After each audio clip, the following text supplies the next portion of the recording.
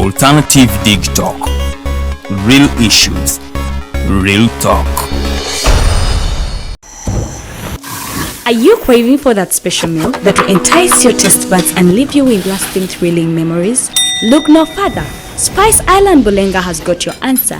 Natural, fresh and delicious juice, the best meals. Don't miss our daily specials from Monday to Sunday. Pizza Wednesday, Saturday Pizza Bonanza, you buy one and take two. Come dine with us and feel the experience. We are located at Prime Shopping Center in Bulenga, Mitiana Road. For inquiries, call us on 0704111720. Spice Island, we treat your cravings.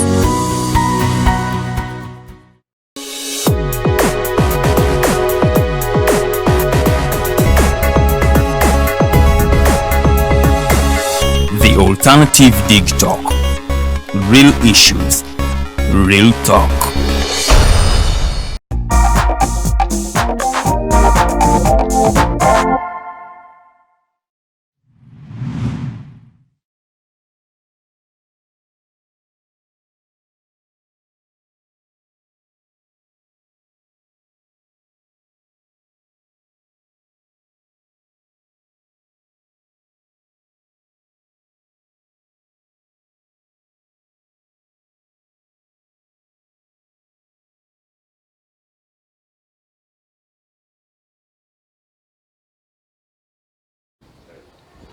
Our viewers, good morning. My name is Norman Tumuhimbise, and we are privileged that every Wednesday we are with Justice Kanyeihamba to share what transpired in the previous 7 days. Today, there is a lot to be discussed. A lot as you hear the word. We stream live on our social media pages. That's the Alternative Uganda Facebook page, and also Digitalk TV, and definitely on our YouTube channel. That's the Alternative Uganda as well. I will ask Justice Kanyeihamba to say hello to our viewers, and then we shall definitely proceed. Hello, viewers.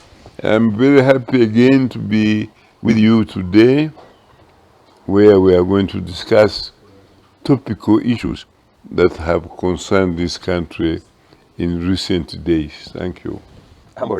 Like I said prior, there are lots of issues that made news, but for purposes of our viewers, we had some leftovers, what Waganda called Amawolu. Remember, in our previous show, when we were getting into the conclusion of the previous show, you had wanted that we begin today with why you think Mr. Museveni and his government no longer listen to you people, especially to the senior citizens like you and so many other advisors. We did not finish that, and then we shall dive into today's other topical discussions. Oh, sorry. Yeah, you said, I beg your pardon. Previously, we had our leftovers in regards to why you said that Mr. Museveni no longer listens to elders or any other institutions. And perhaps our viewers would want to hear from you. What do you think leads Mr. Museveni not to listen to people like you and the institutions at large? I recently met with former prime ministers on their invitation, and they informed me that the letters I wrote to Museveni about corruption, misgovernance, and neglect for the rule of law, more than half, if not more, they hide them from him. He never receives our complaint. So, secondly, it is the mafia who are appointed in various government positions who are running the affairs of Uganda. And I agree with that statement of his previous senior ministers, because physically he is a very closeted man. I am surprised that anybody in Uganda still wants me to run for office after 2026. because he's been making big decisions even since the late 60s. The first time I met him and we talked, I had just been a small lecturer at Makerere, and I was then 42, and he was now,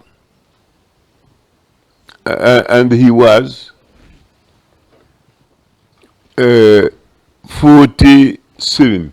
I am only 3 years older than Museveni. I'm now 83, Museveni, and the challenge anybody to contradict me is now 81 years old.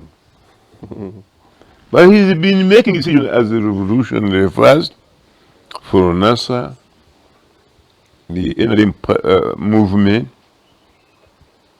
for nearly 50 years. In the forefront of governance, in the forefront of very important decisions of governance. Therefore, he is human also. Museveni, although the Constitutional Court, which was chaired by Egonda Ntende and Monica Mugenyi gave the so-called lead judgment, with others, Elizabeth Musoke, and the 2 other gentlemen, I forget, or ladies, they ruled in petitioners against Museveni, against Kanyeihamba, against the Attorney General and the NRM, that President Museveni, we know that he's above the law and above God. I want this interview to be recorded, and we sent a copy to the major religious leaders of Uganda. How can the Archbishop of Kampala, Paul Semogere, or the Archbishop of Uganda, Kazinda, or the Grand Mufti of Uganda, Mubaji, keep silent when the Constitutional Court hearsay is broadcast saying that God, Brother Museveni, is above God and above the rule of law. The presidential oath in Uganda states that Museveni swears to say, I swear that I will uphold the Constitution of Uganda and govern this country in accordance with the guidance of God and the rule of law. That's why he concludes by saying, so help me God. So help me God, he says. How can somebody help you so God when you are above him? But all these leaders, political leaders, except the Bishop of Mbarara and the Sheikh down here in the machine, they are the only 2 who have publicly denounced that judgment as hearsay. Hearsay. Other people who have denounced it, but they are not saying so, but they have said so privately, to my knowledge, the president of the Uganda Law Society, the deputy chief justice of Uganda, and the bishop, I have already mentioned, Mumbalala. Publicly, they have denounced this judgment. The rest are shying away. Pardon? The rest are shying away. They are shying away, they are not saying anything. Although the people that I have sent them a letter, I sent them a letter yesterday saying, are you from 7 or for the Almighty God? And they want, if the country is listening to me, ask every priest, every sheikh in your area to denounce this judgment publicly. The Chief Justice of Uganda, Alphonse Doro Owinye, has denounced it. The Deputy Chief Justice, I told you, has denounced it. Why are our religious leaders keeping quiet? We know for a fact that when their colleagues are being consecrated or installed as a bishop, the NRM donates free cars. In most cases. Donates, in most cases, the Pajero and other highly priced cars. So are they now accepting the NRM is a religion also, and Museveni is its priest, and he's above our God we know as Christians, and as we know as Allah when we are Muslims? I ask every Ugandan who is listening to me and listening to this broadcast to challenge your religious leader now. I have written to all of them. I have gone to their seats. The Catholic leader in Rubaga, Prof. The Protestant leader in Namirembe, Kazinda, and the Grand Mufti at Old Kampala. They have my letters as I speak now. I have been there 3 times, and they are not responding to me. This is a tragedy for Uganda, that the citizens ask leaders to comment on topical issues, and they all keep quiet. Museveni can be excused, because when I talked to his former senior ministers, they themselves were blocked, and the Museveni is so gullible as the president. He thinks when things are being done by his ministers or cadres, they are telling the truth. Mr. President, I want to assure you, I have got it from your ministers and the former prime ministers that they are telling you lies. You better act now. And one of the questions now I am asking President Museveni, are you above the law, as the Constitutional Court has said, or do you swear in the name Of God. of our Lord God, Let me read, which means you are under him? let me read you this letter so that you can now judge him on whether or not he's above or below God. Yes. So this in regards to, I'm sure you were following what transpired I think some week or so ago, when the speaker appeared before the IGG to declare her wealth and also liabilities and assets.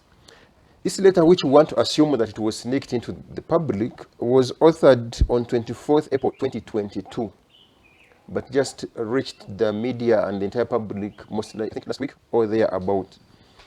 And this is how it goes. It's kind of faint, and our viewers would forgive me when I kind of stammer because it's faint. It's written it's addressed to Honorable Betty Kamya, the Inspector General of Government.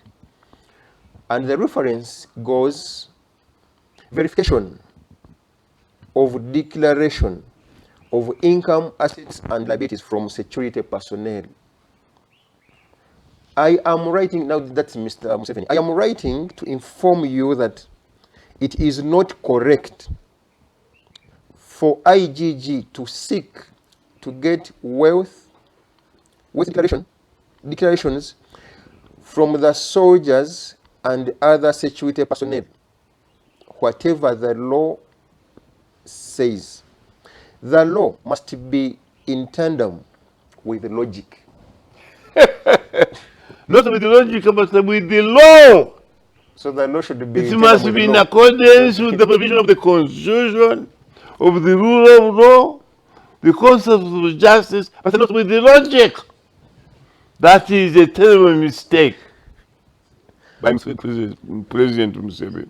Shall we proceed? He adds, the logic is that the identities and details of army personnel should be a monopoly of chief of personnel and administration. So literally, that is really, really very disappointing that those are the words of the president of Uganda. He's saying we should ignore all the laws in the country. We should ignore all the precepts of law and just follow his own whimsical statement.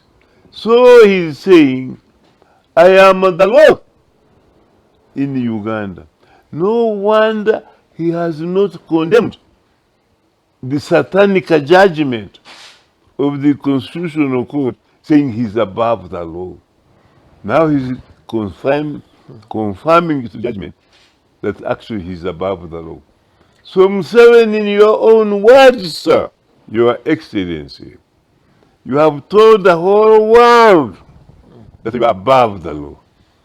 If I may ask on behalf of our viewers, is there a moment when either when you have been practicing as rather presiding over as an active judge in courts of law, where logic has superseded the law? I have never heard it either from my colleagues like the former Chief Justice Wambuzi, the former Chief Justice Odochi, the Chief Justice Katulebe, among others, so many. Anybody saying, because the logic says this, I judge in this way. It is absolutely nonsensical. It's never there. We don't judge by logic, we judge by law. Let's proceed with his letter. He adds and says that therefore, okay, this is the conclusion.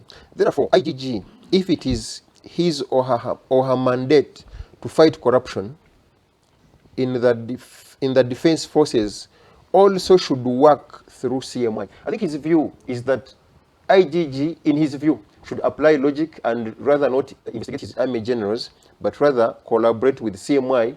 CMI investigates on behalf of the IGG, and perhaps the report is given to the IGG. That's what he talks about. All you have to look at is the law establishing the office of IGG. In that law, there's none exception. People who are subject to her jurisdiction are enumerated one by one, office by office. So long as those people are subject to his jurisdiction, Museveni has no power or authority to amend that law without the authority of Parliament. And he creates an exception. Yes. Of UP. So it is a very terrible statement by Museveni, and should be condemned by all the judges of Uganda as very, very dangerous to this country. Given the confidence, of course, it's what I want to apply, of your friend Betty Kamya, do you think she can respond to this letter? As in advising the president? Like all Ugandans, looking at his behavior and the changes from time to time, I don't know. You don't want to be speculative? No. Okay, we are here with Justice Kanyeihamba, and there are lots of topical discussions that we are rather digging deeper to ensure that our viewers can benefit from the senior citizen. So should we leave that at that? No, there is one other point. There is the saga of the iron sheet. It was my next question. He was at Korono and he didn't say anything. In fact, I remind you, he said, whoever has anything confidential that wants me to discuss, put it onto a notebook and send it to me. And every person was wondering. I have sent him about 1,000 letters. He have never responded to one. When in Uganda the government saying we are investigating, the one investigating today in Uganda with massive corruption, abuse of office and torture means we are not interested. Whenever you hear government, the president saying we are going to investigate, they mean we are not interested. Let me give you an example. Ministers who stole Iron sheets. the iron sheets, including now I know the Speaker of Parliament. In fact, she went ahead and said she's going to buy 500 of They them. have all admitted they stole those iron sheets, which are intended for Karamoja and other depressed areas.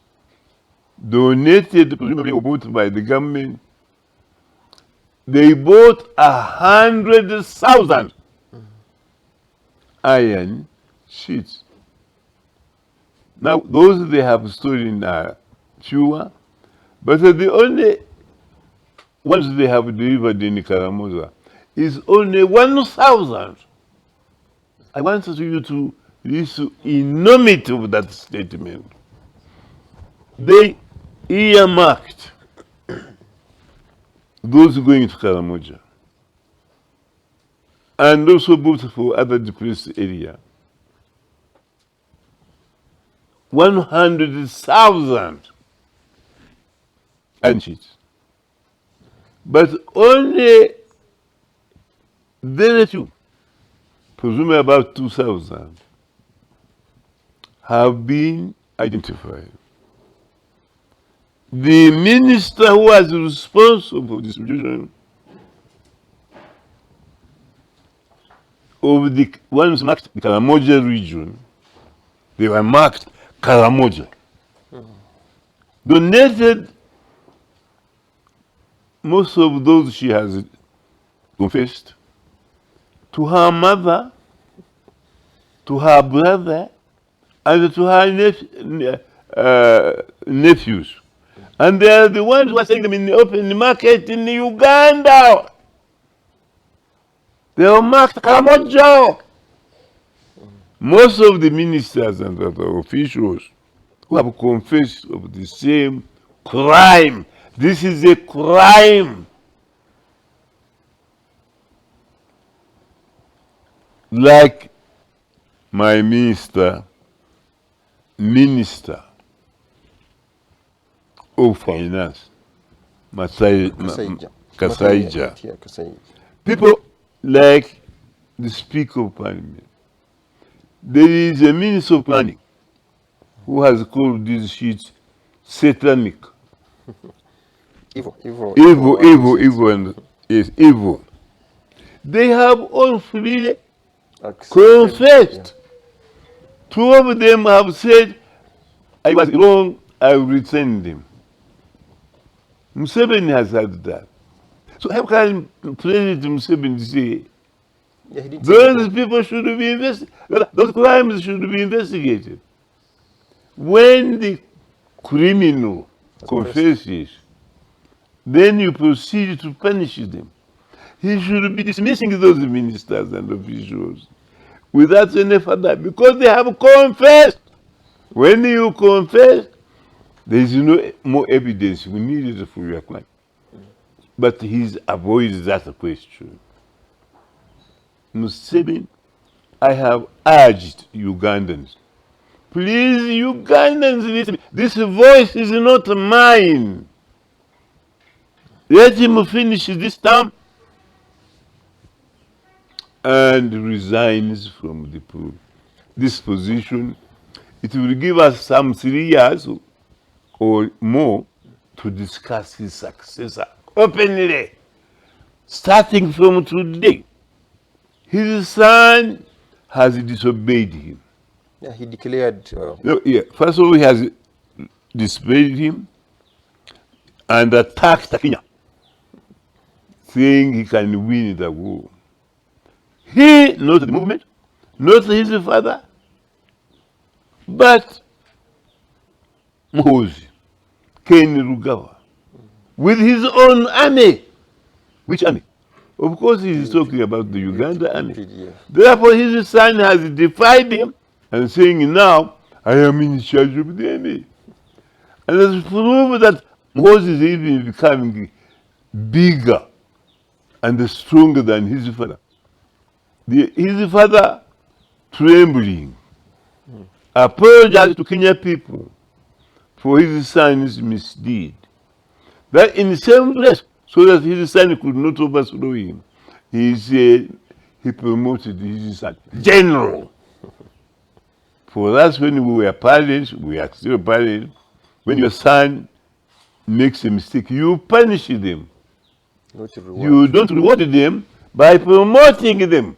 President Museveni, what are you doing to this country? Justice has disappeared.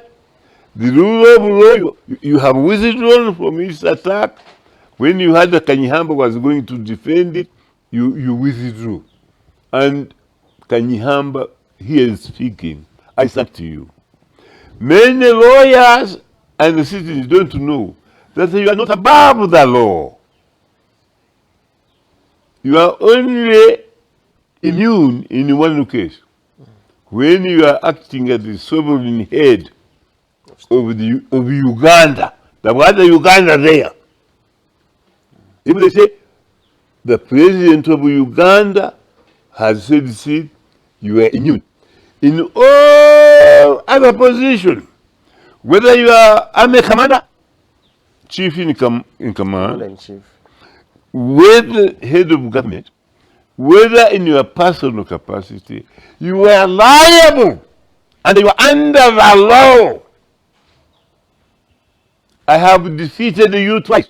Tell this country that Kanyeihamba with other lawyers, including people like Ben Wacha,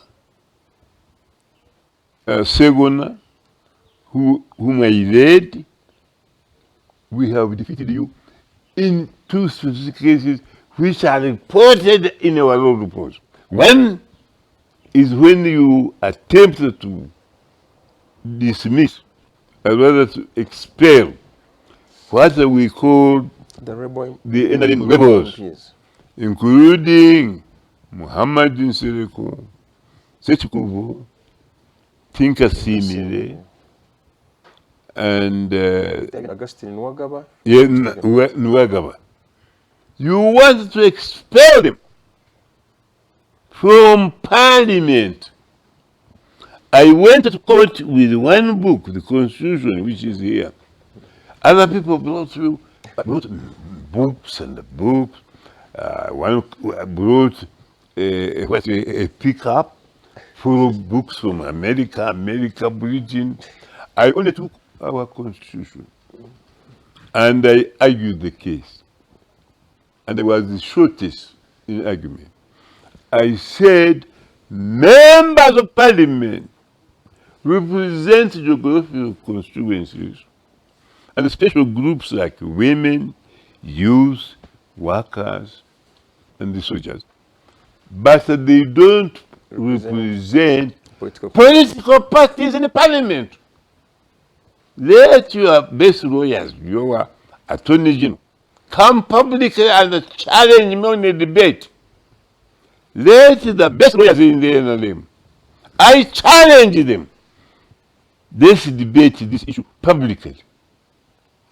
Let them deny that I didn't defeat you in the rebel MPs. Let them debate that I did not defeat you when you tried to promote the former Chief Justice, Benjamin Oduchi, to become Chief Justice again when he had retired. Ask Benjamin Oduchi that the Kanyeihamba prevent you from becoming Chief Justice again after you had retired. And Museveni accepted both judgments.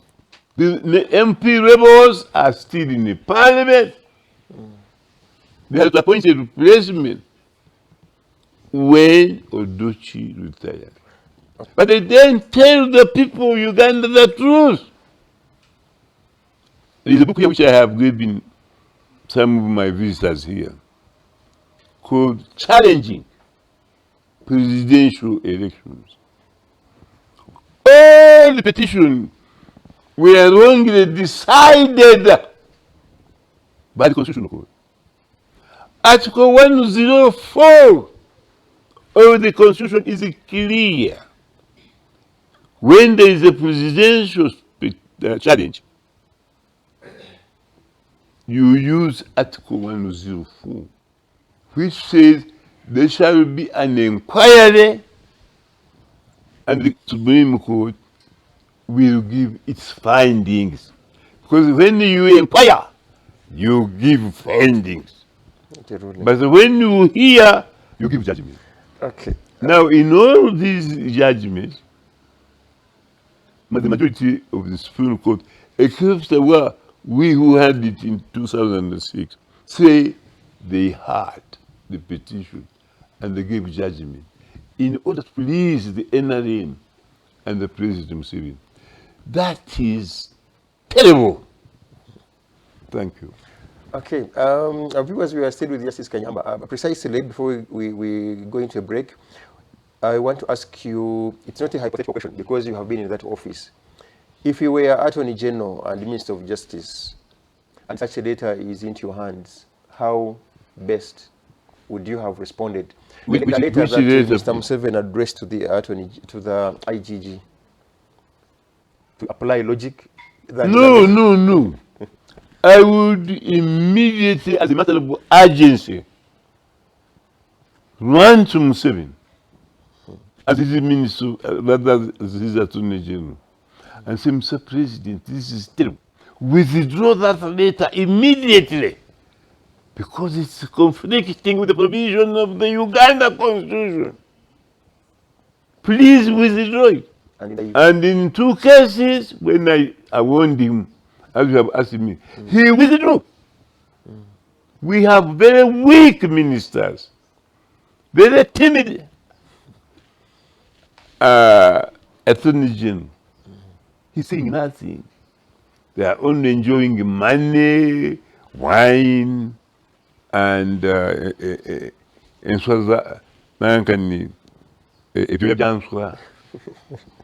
tone of wine. I told you I'm not talking with my voice. You shall guess what I'm talking with. I'm going to give you a copy of the letters I've written to our leaders, including the Vice President. They should speak out. Ugandans, I plead with you. Force our Uganda, including Museveni, to speak about and make a statement whether our president is above the law and above God. Please do it today. Ask your priest, ask your sheikh. Let it be a chorus in Uganda from today that Kanyeihamba has advised us to speak about whether Museveni is above the law or above God. Especially those who are near the Attorney General.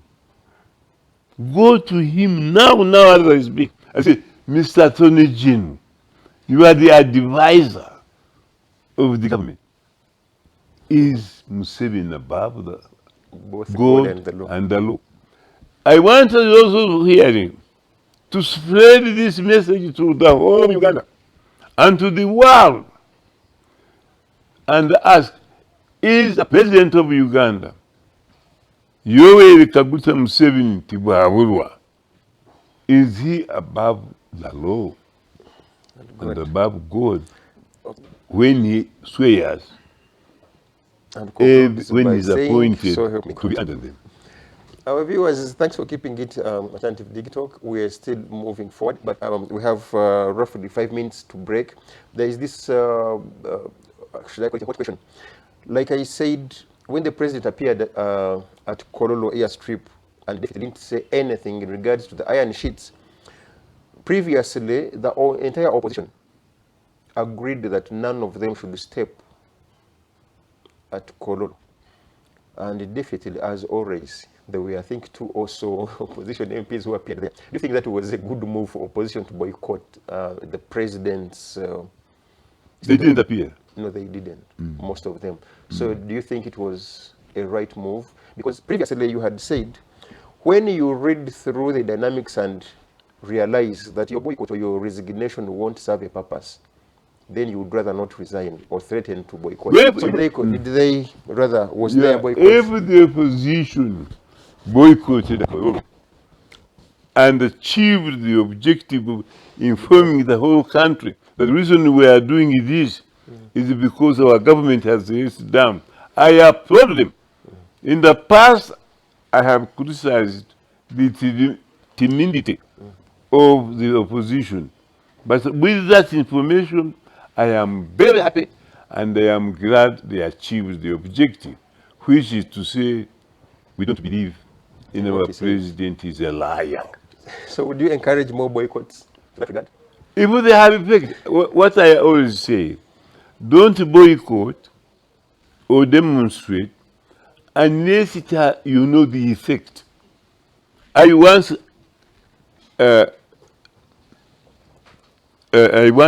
threatened to resign from the government.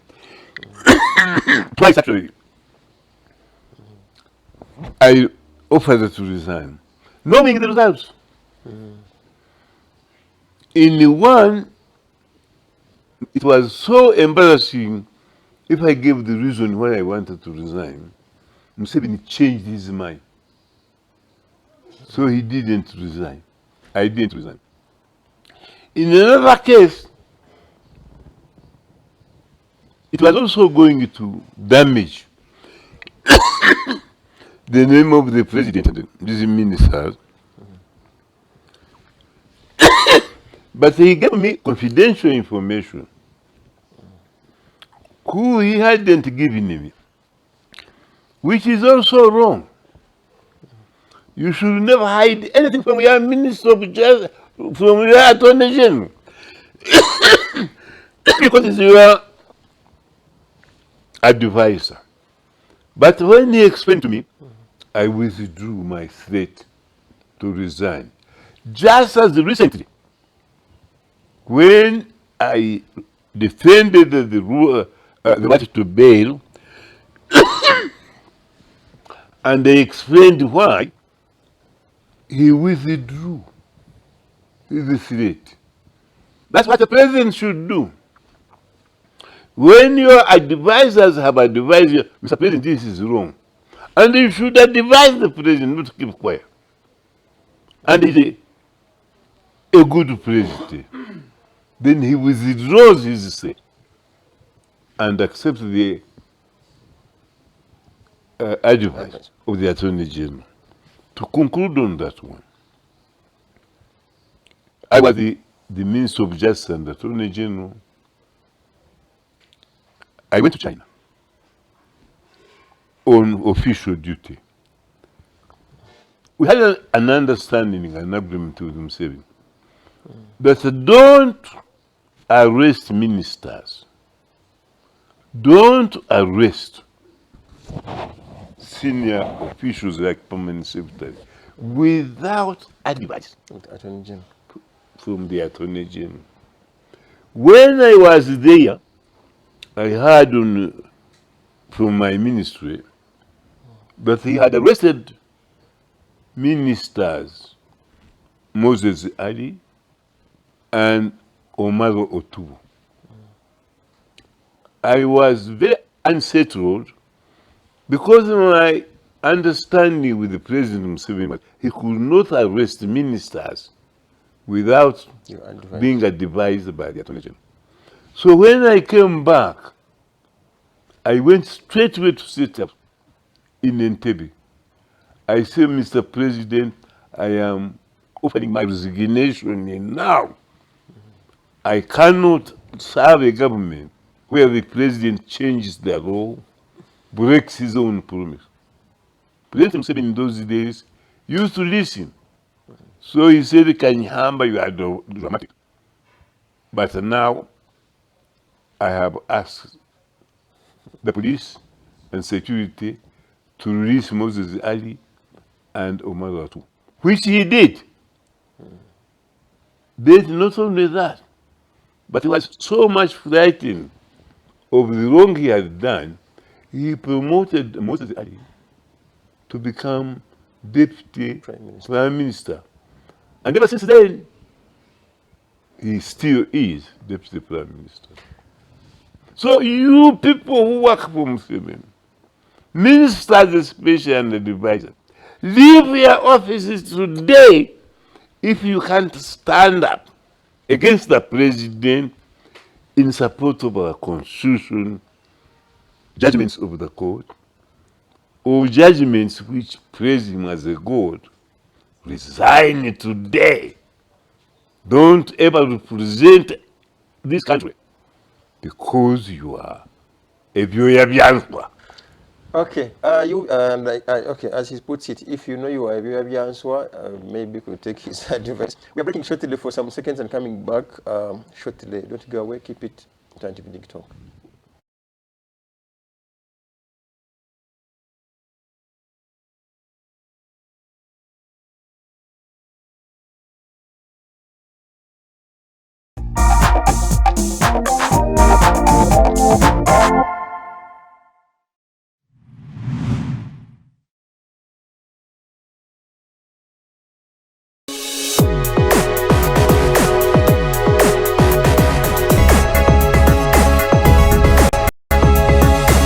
The Alternative Digitalk.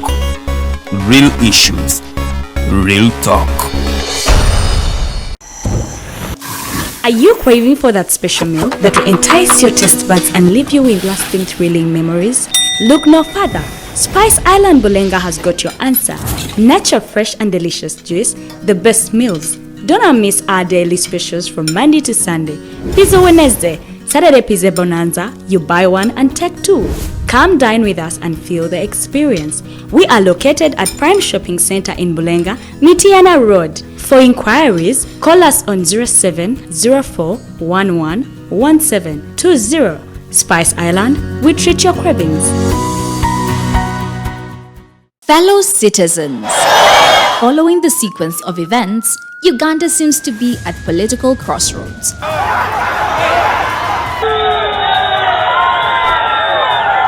I'm not a servant of anybody. Madam, I know the law. As such, Alternative Digital brings you the Interface Show with retired Colonel Dr. Kiza Besuje. Let's keep on the same page on Alternative Digitalk, As he gives you the alternatives on the transition question, rule of law, human rights and freedom, youth inclusion in governance, economic stagnation, as he confirms. I'll be always here Saturday from 10 a.m. in the morning. Be there. Don't miss the live discussion on the Alternative Uganda, Digitalk TV Facebook pages, and the Alternative Uganda YouTube channel.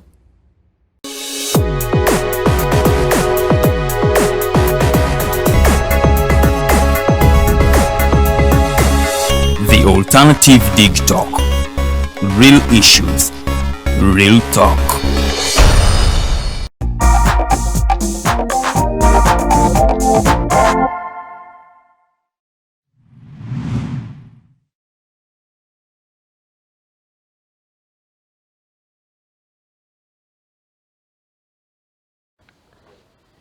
Our viewers, thanks for your patience. We're back once again. And that was that. And we shall proceed definitely. And our next segments will include, among others, did you watch what happened in Kenya? Yes.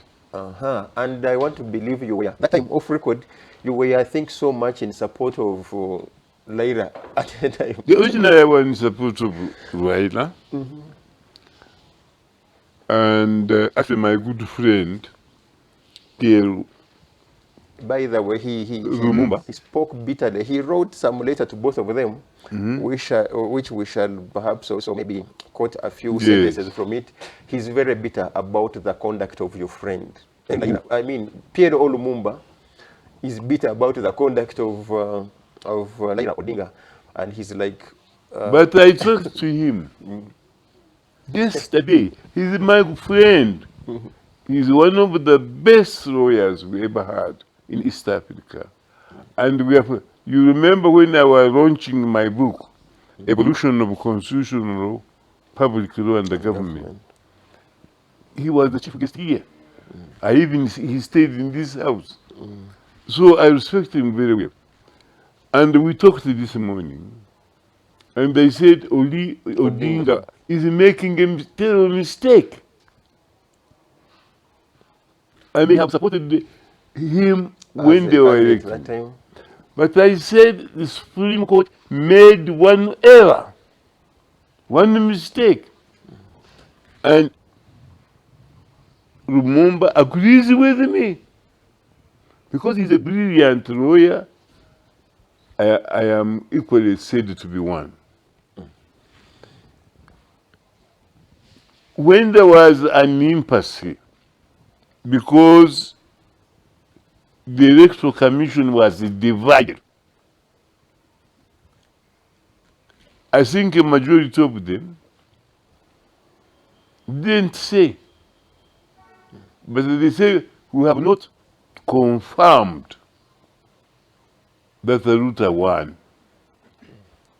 The others, including the chairman, who were in a minority, said he had the one. I want to remember. So reach that point. Am I right? Yeah. Then, for me, if I had been on the Constitutional Court, I would order, direct the Electoral Commission to announce who won, even if it's by a majority. They should have voted them who won. Those who were opposing Ruta had no evidence to suggest that the Ruta has won. But that yes, the Ruta has won. They had no evidence. I think it was a political gimmick to allow Odinga to win. I rejected it. So he didn't win. But then the Supreme Court of Kenya went on to declare who won. That's why they made a mistake. They should have ordered the Electoral Commission to name who was the winner. I'm sure they would have named together on the orders of the Supreme Court. They would have named Ruta because he had a lot of votes. So that is one mistake made by the Supreme Court at the time. By the Constitution, by the Supreme Court of Kenya. But then Odinga considered after that. Because there was nowhere to appeal again. So the final decision, had I been there, I would have argued in a submission for Odinga that in any case, the Supreme Court of Kenya also made a mistake in declaring the results themselves, which is a function of the Electoral Commission. But he didn't. And it is now months since Ruta took office. Now we are in this chaos, for lack of another word. Now we are in this new chaos. Yes, so that the chaos shouldn't be there. Odinga didn't make that point or a ground of appeal to the Supreme Court. So on this occasion, as usual, Kanyeihamba goes to the right. Odinga is in the wrong to cause chaos in Kenya when he has been waiting for so much and he never appealed or asked for revision that the Supreme Court of Kenya had or made a mistake in they themselves declaring the result instead of leaving that job to the electoral commission. So, as I speak now, Odinga is in the wrong. To say that during the election I supported him to win against Ruta, because I didn't know who Ruta was, but I knew Odinga, who has worked very hard for that country. But on this occasion, Odinga is in the wrong. But if he was asking the Supreme Court of Kenya To revise their judgment, that on the evidence, they made a mistake in themselves, the court declaring that Ruto has won. Let them review that. That I will agree with you. But I agree with Professor Lumumba that without that, he's now only causing chaos in Kenya, and he's in the room. Now, this is a quick one. When he was appearing onto one of the TV stations in Kenya, PLO Lumumba said that if what Odinga did was done in some other countries, he would be in jail.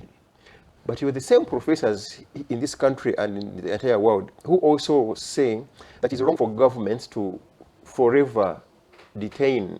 You have seen Dr. Besigye being arrested, in the disguise of preventive arrest, an old law, for lack of another word. So do you also concur with your fellow professor that if it was in another country, Odinga would rather be in the jail than being allowed to be on the streets? That is mere speculation. Kanyeihamba never deals or answers the question on speculation. I will not answer that. What if you because I don't know. Okay. How best would you have advocated for your citizens? Because you see, Odinga's justification is that the high prices there is high cost of living in Kenya, and therefore the government, in his view, even when it hasn't, it's just been sworn in. For him, in his view, he says Ruto and his government have not done much.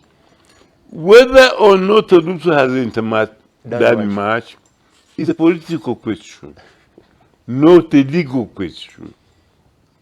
It's a political question.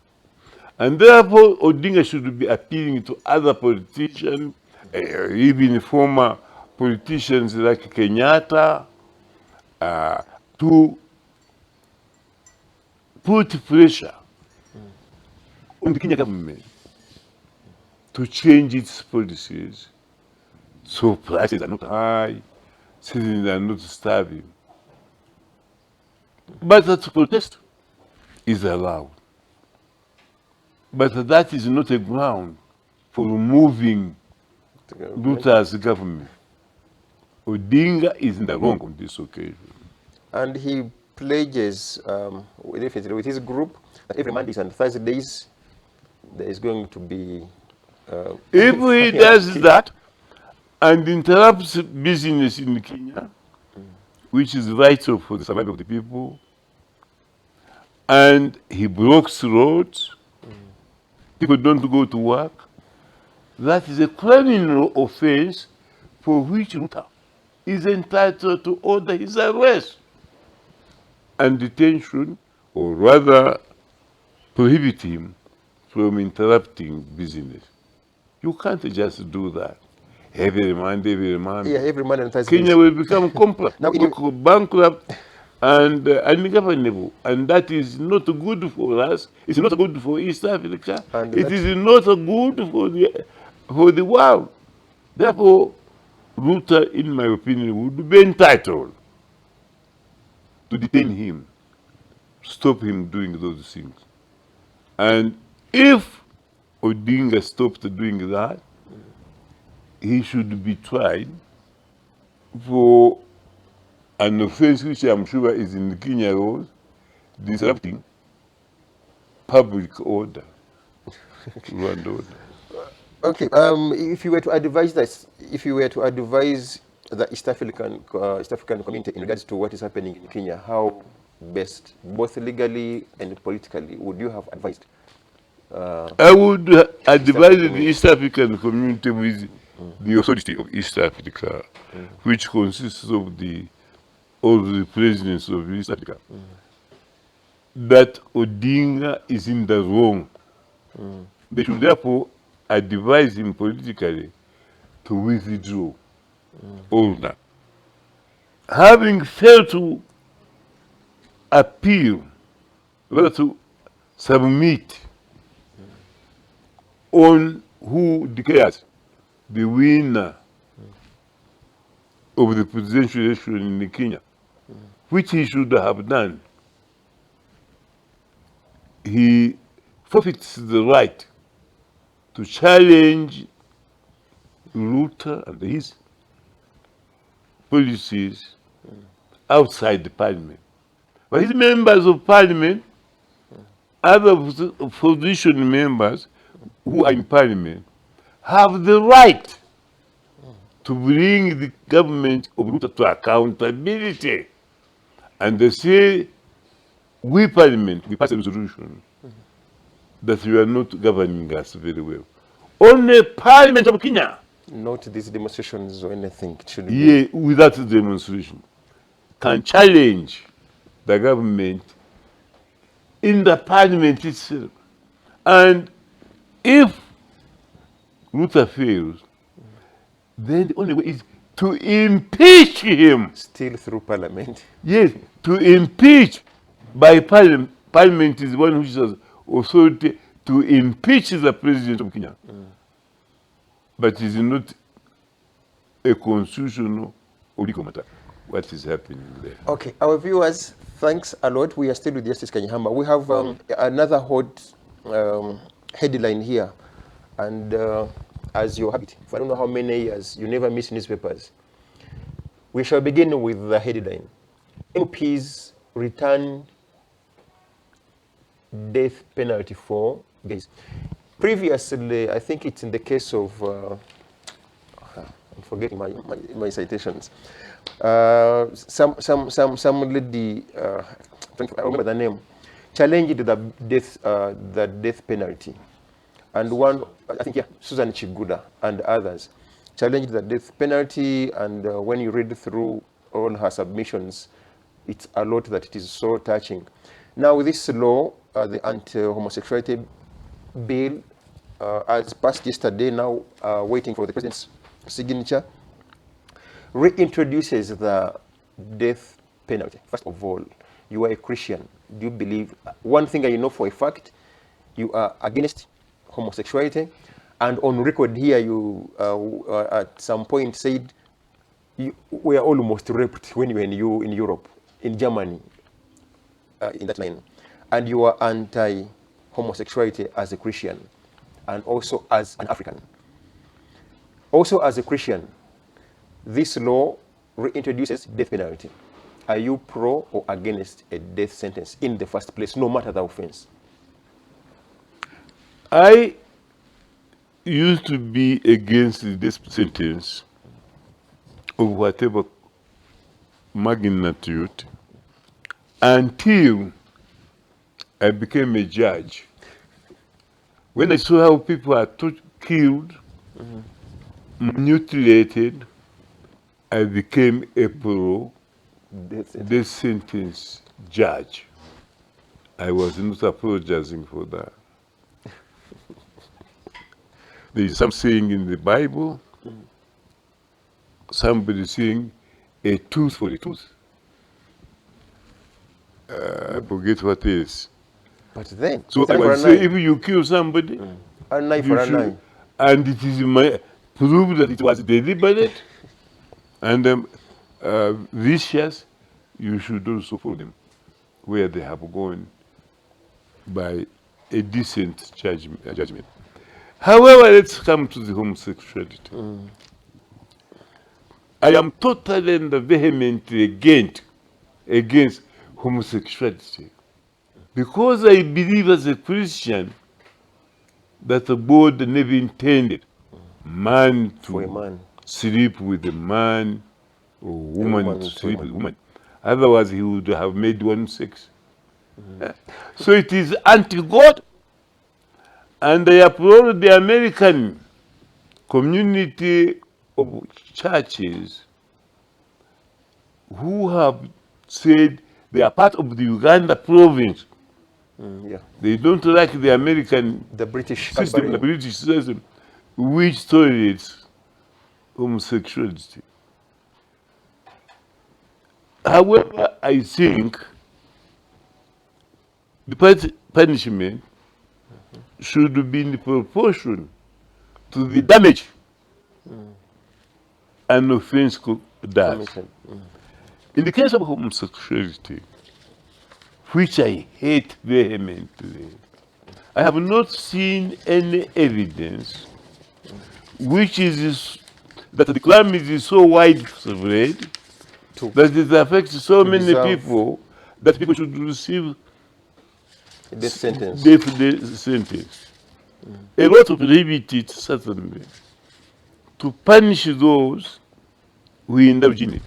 By the way, with a very few exceptions, those who indulge in homosexuality are usually adults. Yeah, in most cases. Children are very few.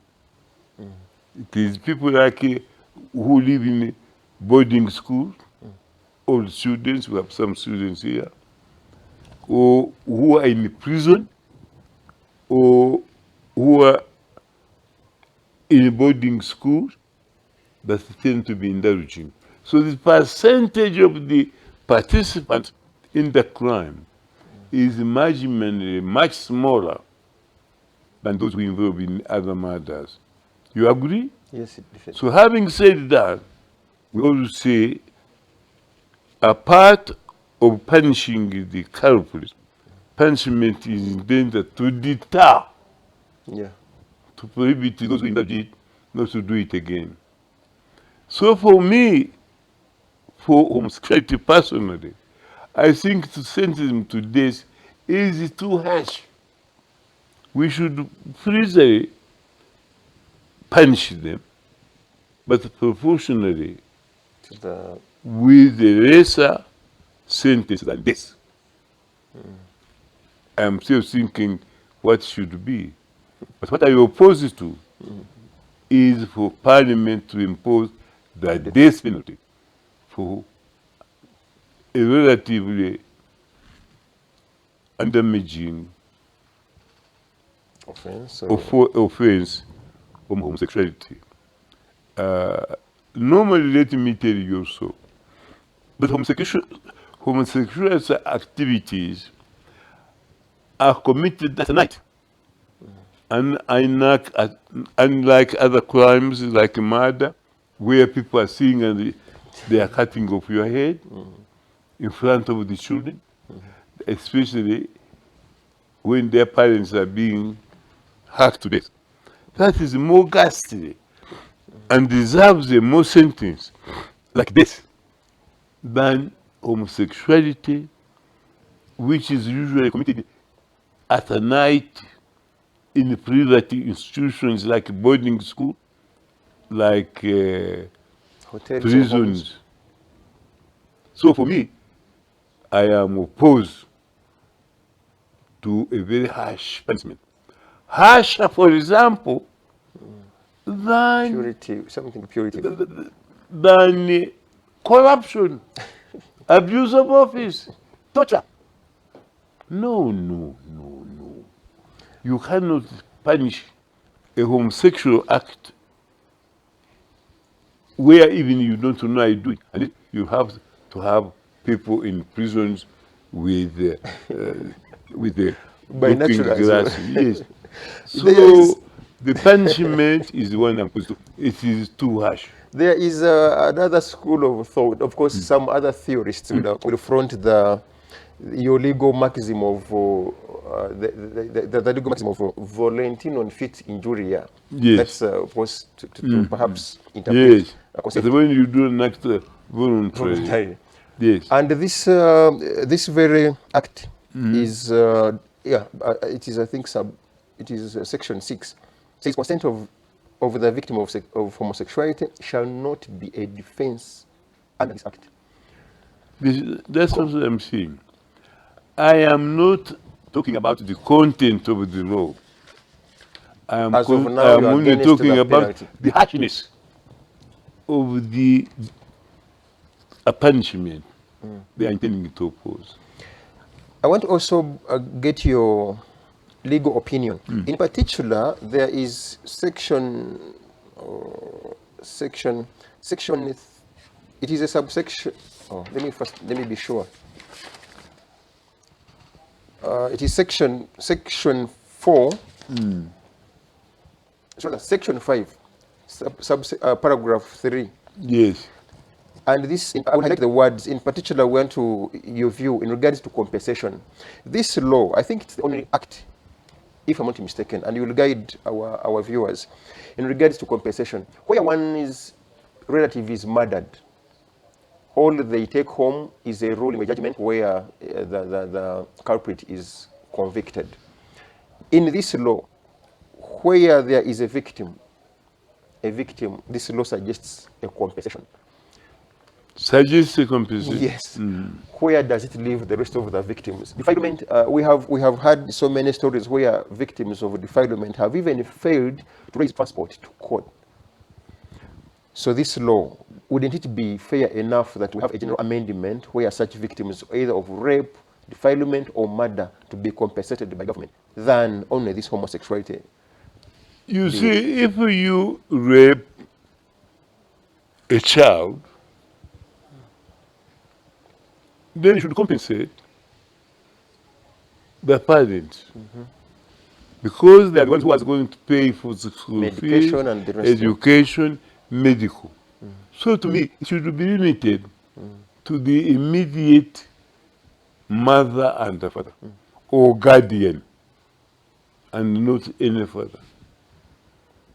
If that law is suggesting, I am here with my nephew, that when my nephew is killed in Kabale, my nephew is maternal. I am saying only his parents and the dependents, Be compensated. parents and dependents alone should be compensated. I will share the compensation, but don't take it beyond that. Now, this is the question again, Prof, that provision does not apply in any of the acts that we have, especially with the criminal proceedings.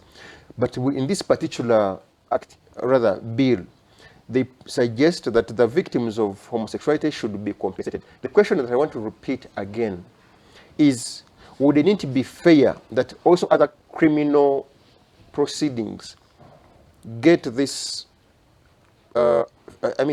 justice, that once you lose your relative and the culprit is convicted, the relatives ought to be compensated. So that I have limited my opinion that those who should be compensated yes. are the immediate Relatives. parents of the culprit and The victim.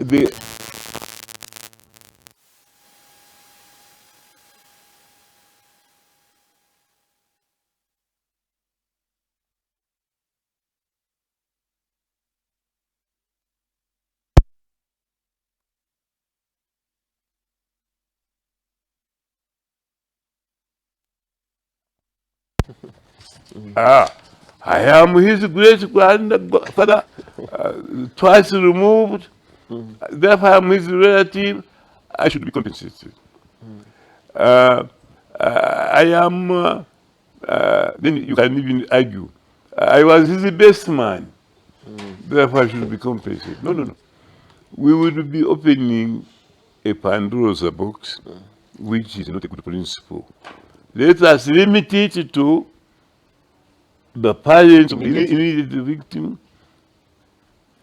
and his dependents. Finally, in regards to this particular bill, is section 10, subsection 2, and I'm going to read it as a whole. This particular section, subsection rather. A person shall not be convicted of an offense under this section upon the evidence of one witness only, unless that witness is corroborated in some material particular by evidence implicating the accused. As a judge, is there a limit for which such witnesses should be, especially in the criminal proceedings? No, because no. literally here they are saying, I am happy with this wording in the section. A witness, evidence, you only need one credible collaborator. And that's what this section is saying, and I agree with it. Don't extend it. You see, there is also financing for this. Don't call 100 people witnesses. to prove that two couples were seen sleeping together. One is enough. And I'm happy that it is limited to one collaborator. When you say one is enough, and this act is a little, okay, we assume it's for two people. One denies, one testifies. How would the law manage such a... No, we have two. Yes, one, it's either or. One reports to the other, for example. The other one denies, and they are saying no one will be convicted depending on one witness, unless there is material or particular, there is some... They are not saying one, they are saying two. So there is the accuser who says, I was someone does, yes. Like, and then you have to have another independent witness saying it is true. I quote them sleeping together. That is only one other witness to corroborate the evidence of one who accused. Our viewers, we are still here. We have a few minutes to close our show. We want to believe that you have literally learned a lot from Justice Kanyeihamba, and maybe to ask Justice Kanyeihamba what he makes of, when there are such when there are such debates, Parliament is so full, and when there are Mabati debates and there is either a quarter of Parliament. What does that communicate to our... Is this so important to our country? Because some people are also saying that there are so many concerns in this country. The corruption scandals, a lot than this. As we see, the show. We are totally confused and we're in chaos because of utterances and acts of our leaders in Uganda. There is no longer any truth, either from the government, from the lawyers who collaborate with the criminals, or indeed from the judges. What I am saying now, I have been writing to the government. I have sent them even in my books, including Kanyeihamba Foundation, where one of our leaders, a deputy prime minister, Right Honorable Kadaga, is a trustee. And also another well-known and incredible performer, Bete Bigombe, is also a trustee.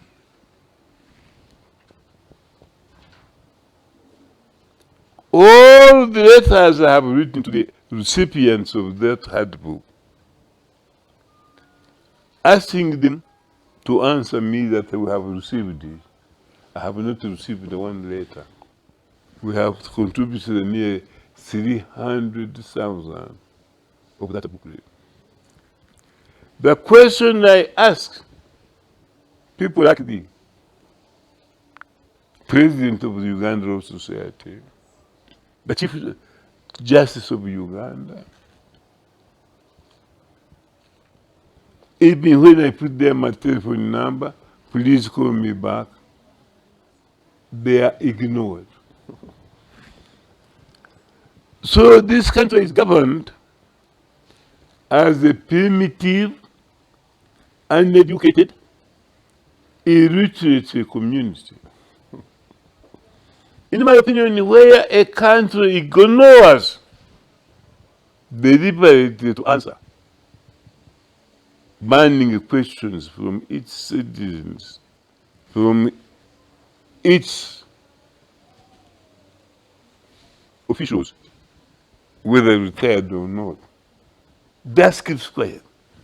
You send a message on modern telephone, please call me back. They keep silent. That country, where now there is also homosexuality,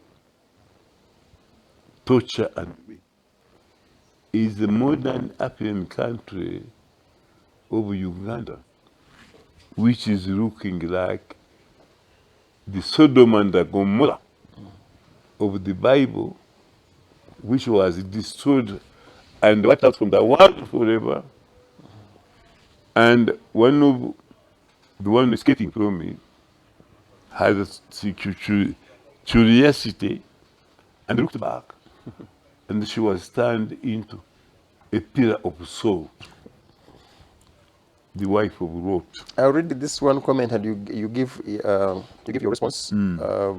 I think in a minute or so that we can conclude the show. A viewer, less up, that's the name I'm reading here, says IGG said it is becoming hard to implicate iron sheet ministers because their signatures appear nowhere on either the collection or delivery documents. How better can the IGG investigate and implicate the alleged thieves? That is a diversionary and incorrect statement, if I may say so. I have already said, they have confessed. She should depend on They that. confessed, you don't need the signature. She might say they recorded the speaker, I said, I took those, I'm going to sign them. And then you say, you don't need the confession is a not enough. contract. I want a signature. Yes. Kasaija, my friend, has said, I received those Mabati, I don't know where they came from. Do you have to know where they came from before you steal them? Maybe one. Okay. So that statement I can't should be abolished from digital as diversionary, and presumably it is one of the criminals the beneficiaries of who the has posted it. Okay, your closing remarks, and we shall put it. I do that. Your closing remarks in a minute. Well, I want to tell you, this is the saddest story. Some years ago, I called the Inspector General of Police. I think you know his name. You mean Ochola or Kasigas? Ochola. Ochola. He said, oh, Professor, I respect you too much. I'll come to your place. I cooked him for a chicken. I said, what do you eat? I cooked him, bought him what he called his good wine. He never turned up. He has never explained why he never turned up. My food died for nothing. The second one was a senior officer of police. I forget her name. She was a woman. I accused her of taking the money intended for my police escort here. They charged her with theft. The case ended there. She's still in the police. I accused another police here. At Kabaragara, I know the name, I could give it to you. When one of my relatives attempted to kill me, then the police officer asked, unless you pay me 2 million, I will not pursue this relative. I only had 800,000 shillings here. I sent it to him. He said, that is enough. That is not enough. You have to make it 2 million. 2 million. When I said I don't have it, he took my relative and hid her away so she could not be touched by anybody. She's not alive. Then another one, policeman, said his mother was sick. And I gave the money. I said, the police asked the police to give it. I said, how much is it? At I want 1 million. He no, and I don't have it. He comes to my room inside here, tries to follow me. I put it to the authorities. They transferred him to an because she's there. Then a judge of the High Court, Murangira, I was his supervisor.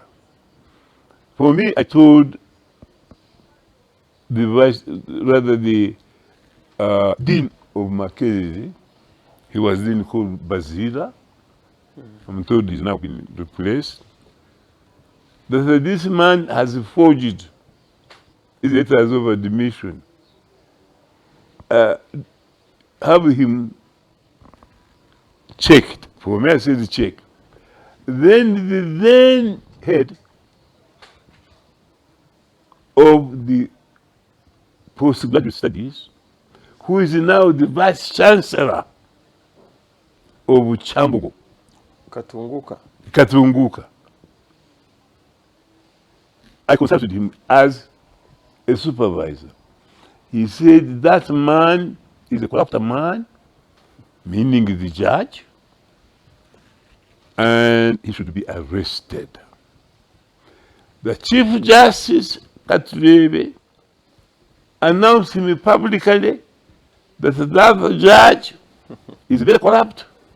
He gave the example publicly, not to me, that he should be investigated by the Judicial Service Commission. He's at large. Nobody has prosecuted him. Then recently, and I will give you a copy, the Minister of Land, Dr. Siwanuka, came here, called reporters, about 15 of them, and announced to the media that the professor has called him in to help him to remove a land grabber, the former mayor of Entebbe municipality by the name Bazira. Then the police who were here waiting, they asked me a question here. They said, do you have a court order to go and demolish that building? I will give you the statement. And I hope when my people are hearing me, Betty, can you bring that statement? Because we recorded it, rather we printed it from New Vision. Let's hear our people hear what he's saying. He's saying, when somebody takes your land against the law and subleases without your permission, you get it back. If it is a foreigner, and if a foreigner is involved, his name is Tsasu, TSU, one name, the same name, TSU, then Maskil. I will give you the copy. If it is a foreigner, not only do you take what he was developing in your land, so I will take what Sasu is developing in my land automatically, according to the minister, Dr. Mayanja. Secondly, he commits a crime, the foreigner, and is liable on that evidence alone. You don't have to have a court to be jailed for 4 years or equivalent in a fine. I called General Isoke, who is the chairman of the Presidential Anti-Corruption Committee, and the president of the Law Society, who is my lawyer, Owundo, told him that this contract is illegal. And it means that my client, meaning me, Kanyeihamba, should automatically take all the development that non-citizen has put there and compensate Kanyeihamba for what he has lost. And secondly, that Ambassador should get out of Kanyehamba's land immediately. That is the minister of land stocking. So what has happened?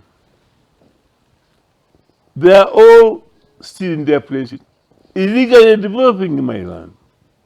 When I called Dr. Mayanja, Honorable Mayanja, he said, oh, Kanyeihamba, I'm very sick, I am dying.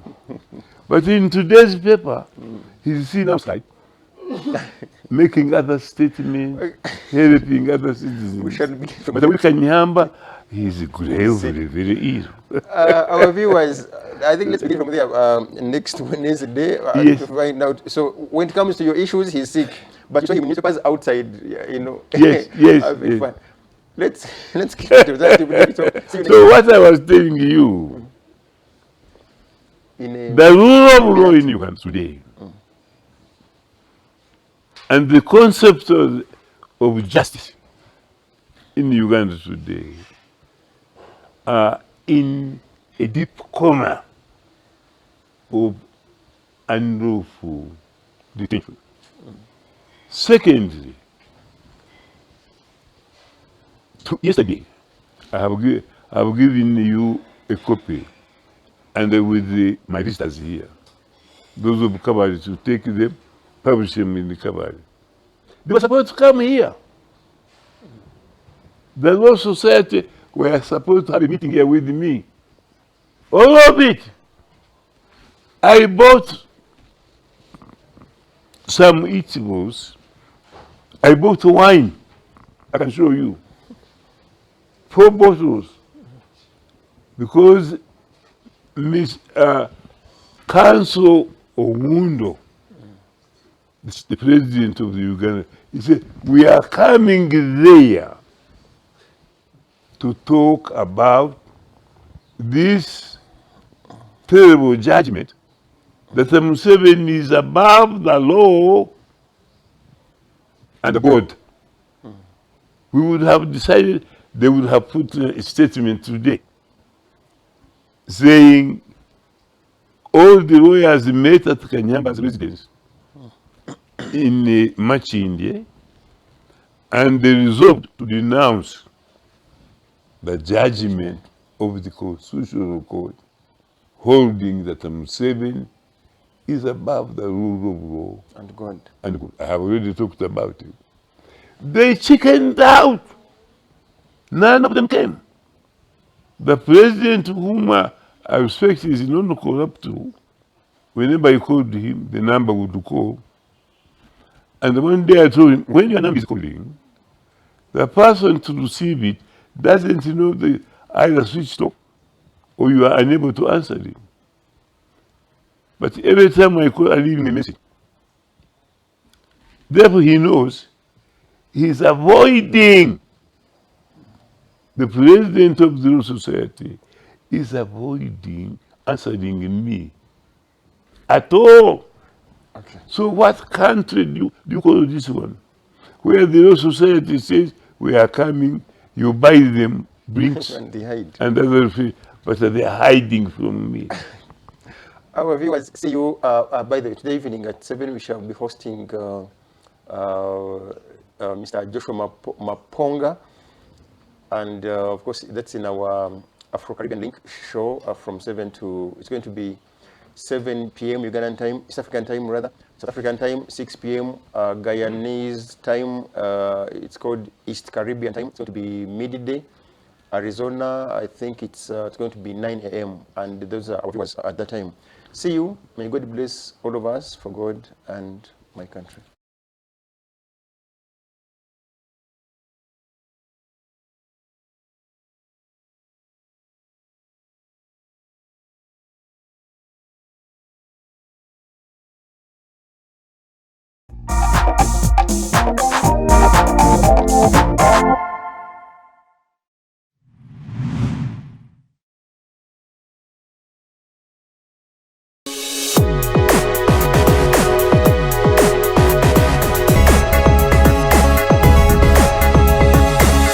The Alternative Digitalk.